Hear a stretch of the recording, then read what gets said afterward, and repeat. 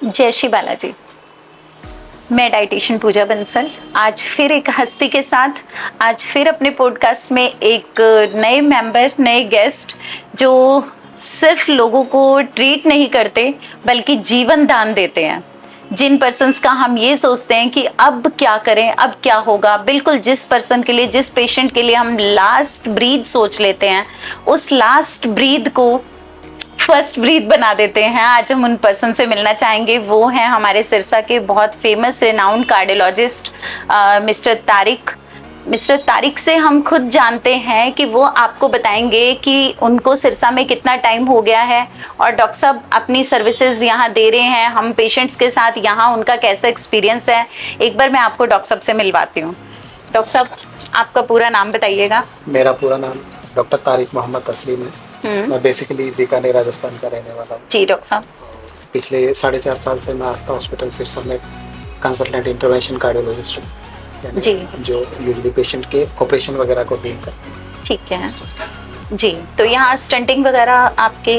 जी ma'am, हम सारे जो intervention cardiologist, angiography, angioplasty, pacemaker और हाथ पैर की ब्लॉक नसों को खोलना, गुर्दे की नस, कोई वाल वगैरह की ब्लॉकेज, तो ये सारी सर्विसेज आप यहाँ देते हैं? Yes ma'am. ओके जी जी। तो डॉक्टर साहब, आपको सिरसा में आके, आप राजस्थान से, आप हरियाणा में आप अपनी सर्विसेज दे रहे हैं, तो सिरसा में आपको आके कैसा लगा?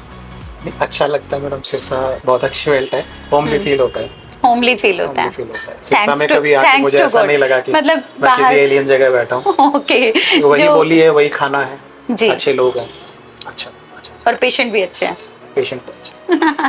पेशेंट रेगुलर फॉलोअप में, हार्ट पेशेंट तो वैसे रहते ही हैं फॉलोअप में, पर फिर भी कई बार पेशेंट जो थोड़ी सी नेग्लिजेंसी कर जाते हैं, तो उनके लिए आप क्या कहना चाहेंगे? जी, ये चूंकि सिरसा एक छोटा शहर है और यहाँ जो पेशेंट आते हैं ज़्यादातर रूरल, ग्रामीण बैकग्राउंड के होते हैं, तो कंप्लायंस का इशू है। बहुत से मरीजों को देखते हैं कि बहुत अच्छे होते हैं, रेगुलर हैं, हर महीने आ रहे हैं, दिखा रहे हैं, बट मान के चलिए कि 30 to 40% पेशेंट्स हमारे पास ऐसे हैं जो दिखाने में इरेगुलरिटी करते हैं, बाहर से दवाएं लेके चले जाते हैं। आज ही मैंने 2 मरीज देखे जो मेरे पास 1.5 साल बाद आए थे।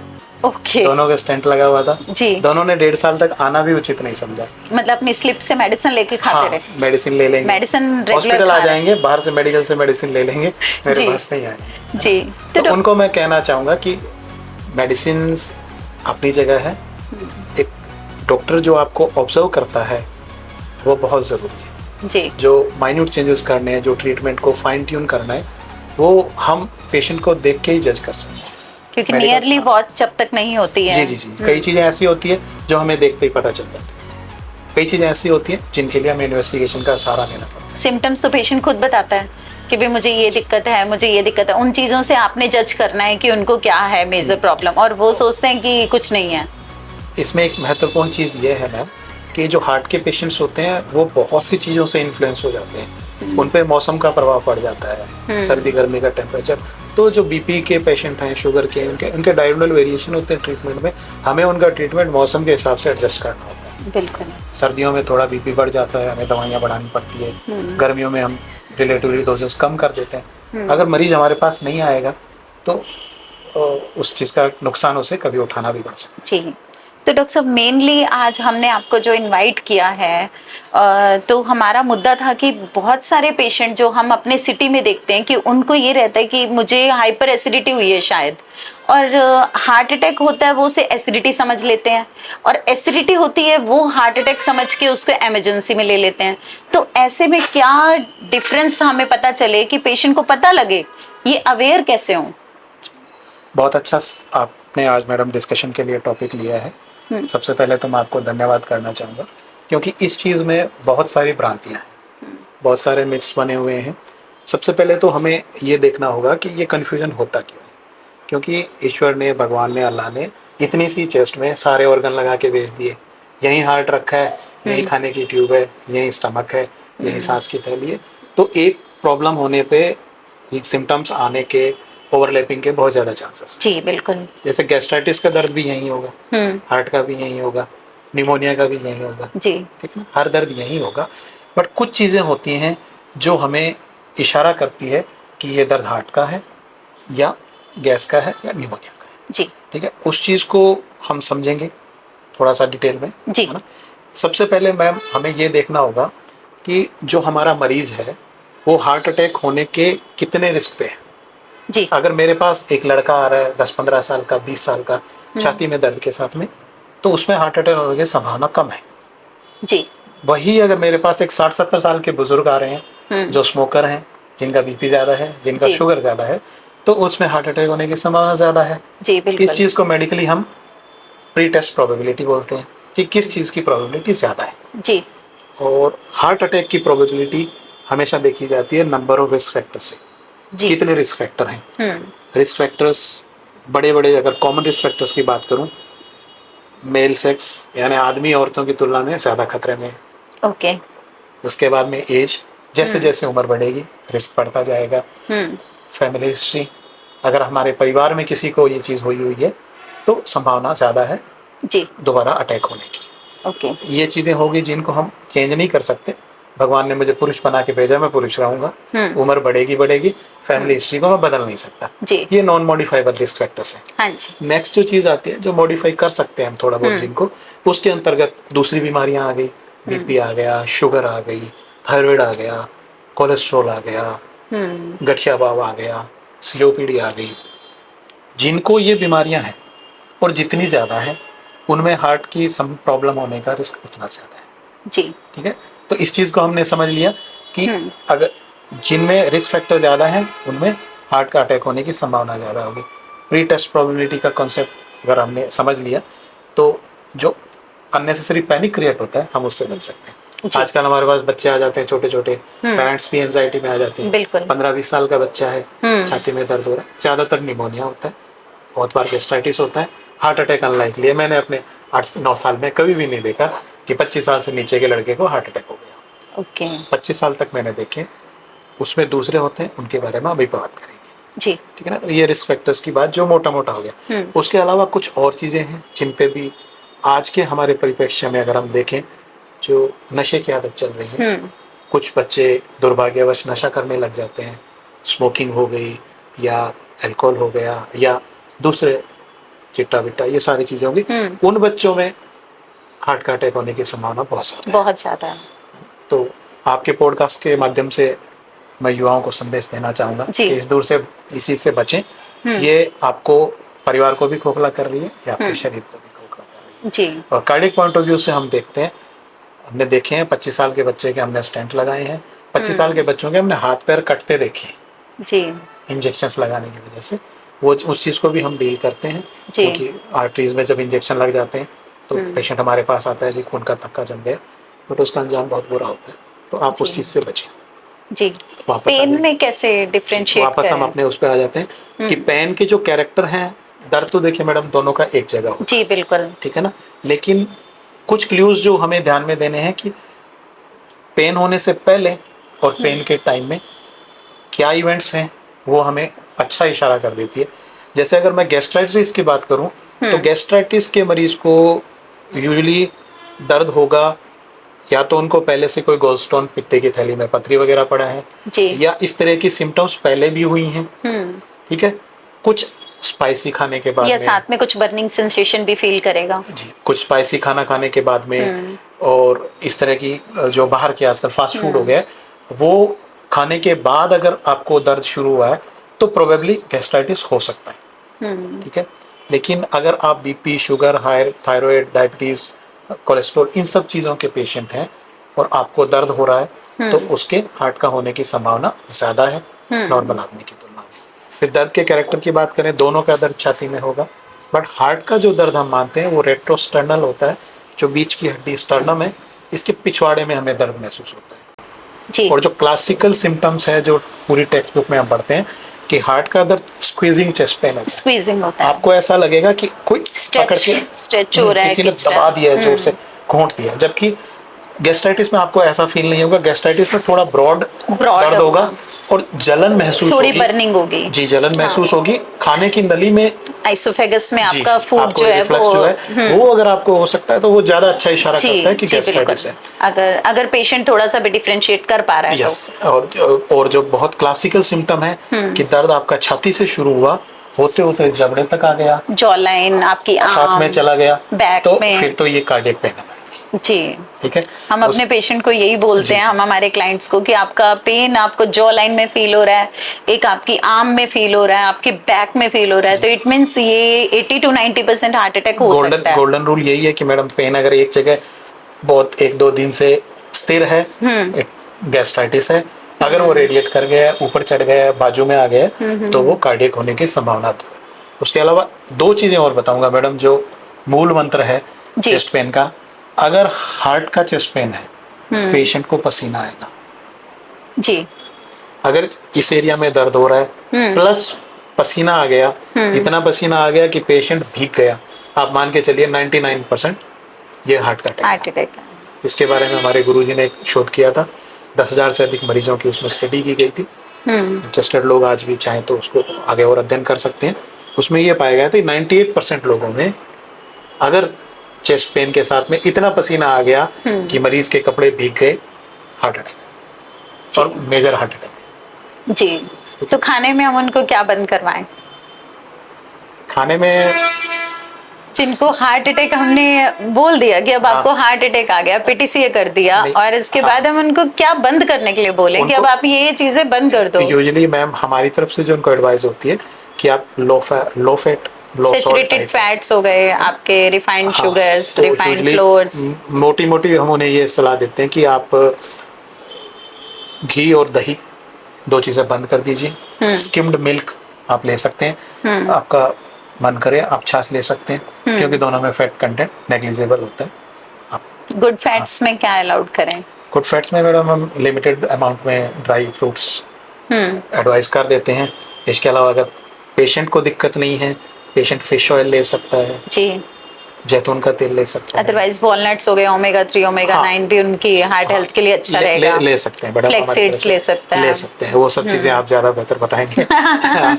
तो मैं चाहूंगा आप इस पे पॉडकास्ट बना के अपने दर्शकों के लिए आप उनको एडवाइस करें। हम तो बहुत सर, हम ऑलरेडी बहुत सारी अवेयरनेस करते रहते हैं, ऑलरेडी बहुत सारे शूट करते रहते हैं, तो अब हमने मन बनाया डाइट एंड डॉक्टर एक बहुत जरूरी एजेंडा था जो अभी तक किसी ने पकड़ा नहीं था।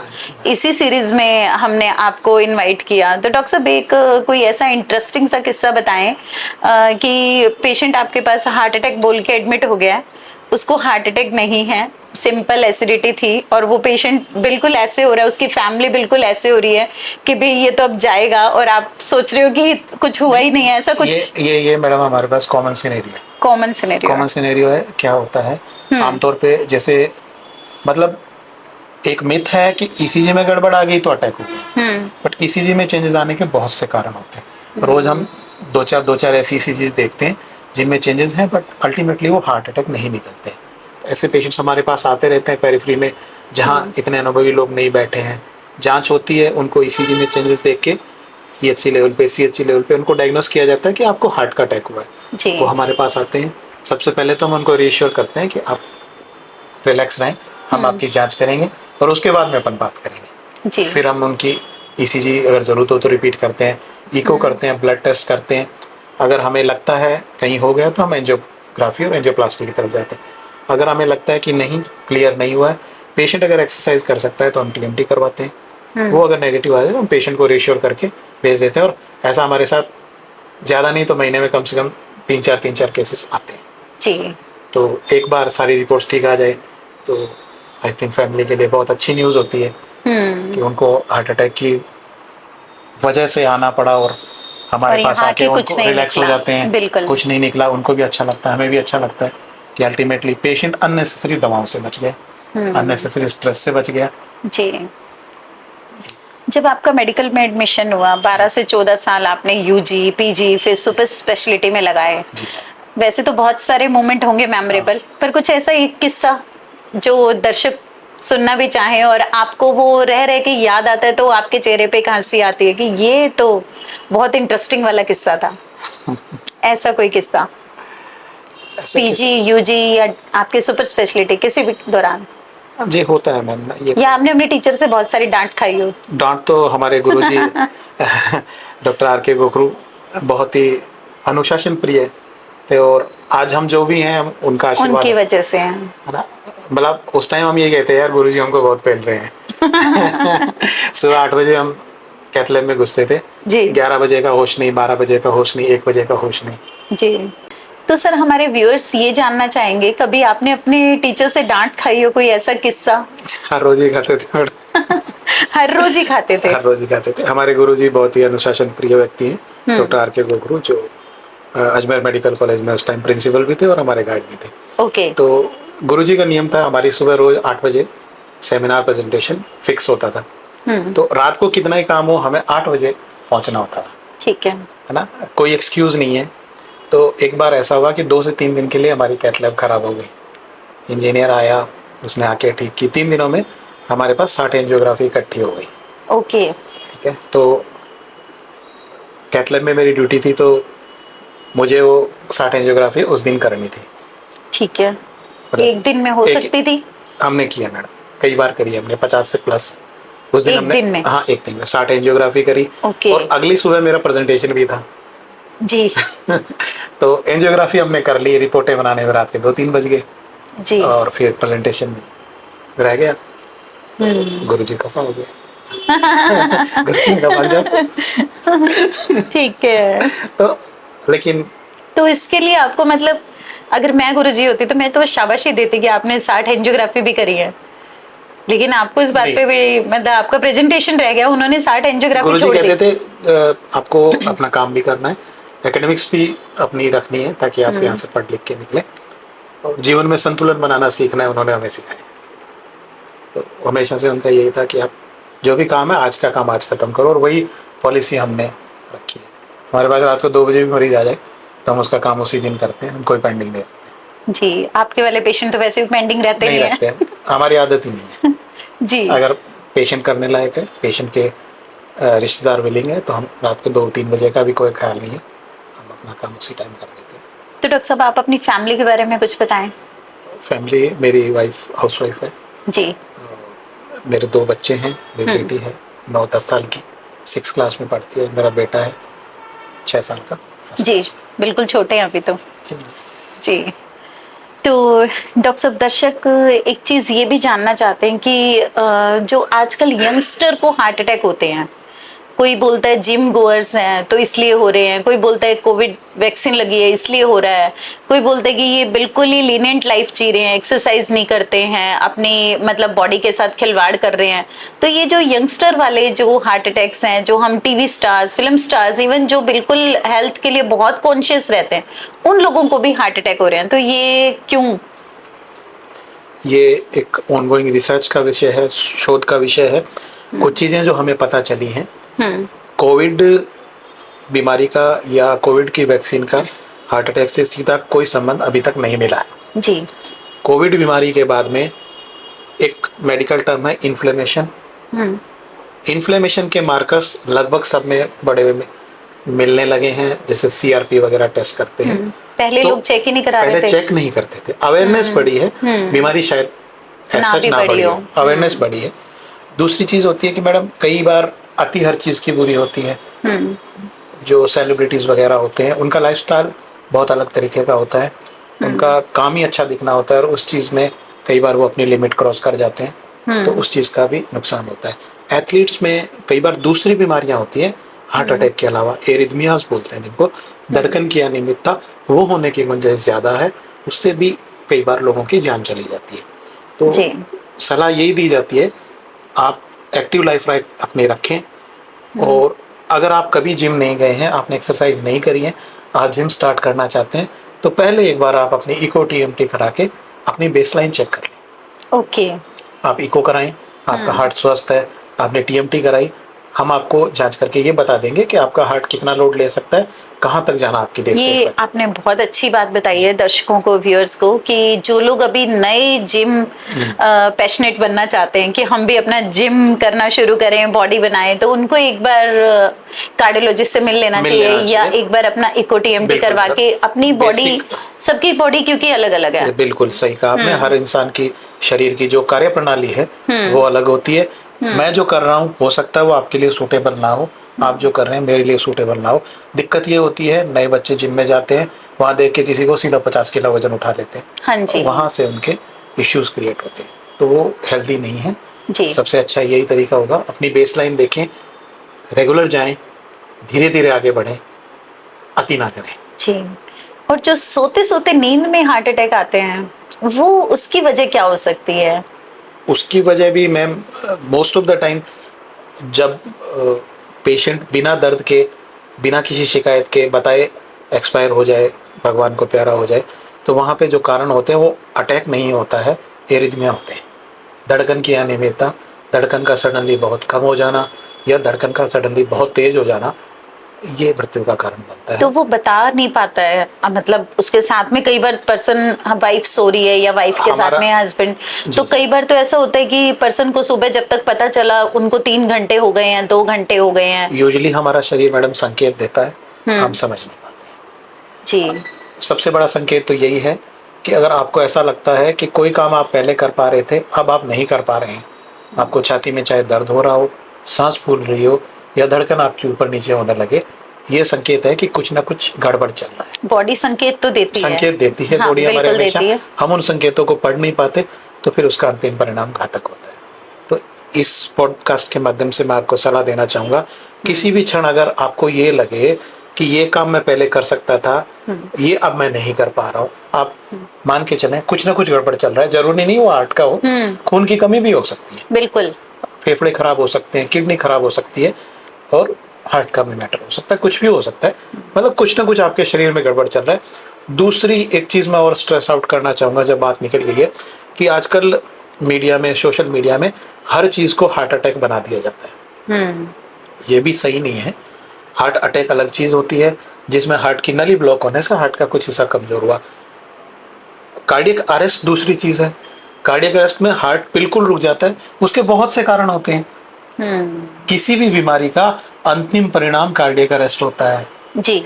हर कार्डियक अरेस्ट को हार्ट अटैक बना देना गलत है, इससे अननेसेसरी पैनिक क्रिएट होता है, लोगों में भय का माहौल बनता है। मैं मतलब आपसे अपील करना चाहूँगा आपके पॉडकास्ट के माध्यम से कि जो भी हमारे मीडिया कर्मी साथी हों, वो किसी निष्कर्ष पे पहुँचने से पहले उसका थोड़ा सूक्ष्मता से पता लगाएं कि कार्डियक अरेस्ट हुआ था या कार्डियक अटैक हुआ था, दोनों अलग चीज़ें। ऐसे कोई बेसलाइन इन्वेस्टिगेशंस जिनसे हमें पता चले कि हम हार्ट पेशेंट हैं या नहीं? नॉर्मल बिल्कुल हेल्दी दिखने वाला पर्सन उन बेसलाइन टेस्ट को कराता रहे। जी मैडम, हमारे पास कार्डियक फिटनेस के लिए जब भी पेशेंट्स आते हैं, हम उनको जो बेसिक इन्वेस्टिगेशंस करते हैं, हम उनकी स्क्रीनिंग करते हैं, हर सिस्टम को हम थोड़ा थोड़ा टच करते हैं, और जहाँ हमें खराबी लगे हम उसको गहराई में ले जाते हैं। एक बेसलाइन अगर मैं आपको बताऊं, CBC, sugar, RFT, LFT, lipid profile, thyroid profile, blood reports में ये काफ़ी है जी। उसके अलावा ECG, इको और TMT जी, बेसिक टेस्ट हैं, लिपिड हर जगह उपलब्ध प्रोफाइल हैं। ज्यादातर जैसे जिन लोगों का हम कराते हैं और जिनका हमें पता है कि अनहेल्दी लाइफस्टाइल है, तो उनका TG, ट्राइग्लिसराइड्स बढ़े हुए आते हैं, तो उसके पीछे मेन रीजन?